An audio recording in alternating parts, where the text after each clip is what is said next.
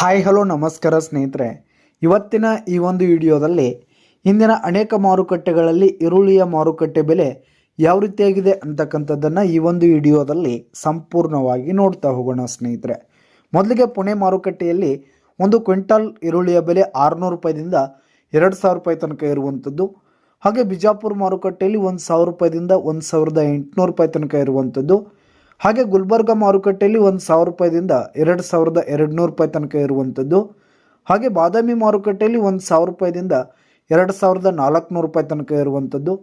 ಹಾಗೆ ಚಿತ್ರದುರ್ಗ ಮಾರುಕಟ್ಟೆಯಲ್ಲಿ ಒಂದು ಕ್ವಿಂಟಲ್ ಈರುಳ್ಳಿಯ ಬೆಲೆ 1300 ರೂಪಾಯಿದಿಂದ 2450 ರೂಪಾಯಿ ತನಕ ಇರುವಂಥದ್ದು.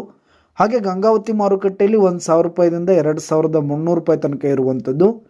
ಹಾಗೆ ಸೊಲ್ಲಾಪುರ ಮಾರುಕಟ್ಟೆಯಲ್ಲಿ ಒಂದು ಕ್ವಿಂಟಲ್ ಈರುಳ್ಳಿಯ ಬೆಲೆ 1000 ರೂಪಾಯಿದಿಂದ 2500 ರೂಪಾಯಿ ತನಕ ಇರುವಂಥದ್ದು. ಹಾಗೆ ಕರಾಡ್ ಮಾರುಕಟ್ಟೆಯಲ್ಲಿ 1000 ರೂಪಾಯಿದಿಂದ 1800 ರೂಪಾಯಿ ತನಕ ಇರುವಂಥದ್ದು.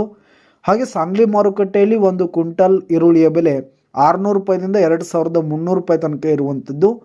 ಹಾಗೆ ಬೆಂಗಳೂರಿನ ಅನೇಕ ಮಾರುಕಟ್ಟೆಗಳಲ್ಲಿ 1000 ರೂಪಾಯಿದಿಂದ 2800 ರೂಪಾಯಿ ತನಕ ಇರುವಂಥದ್ದು. ಹಾಗೆ ಬಾಗಲಕೋಟ್ ಮಾರುಕಟ್ಟೆಯಲ್ಲಿ 1000 ರೂಪಾಯಿದಿಂದ 2400 ರೂಪಾಯಿ ತನಕ ಇರುವಂಥದ್ದು.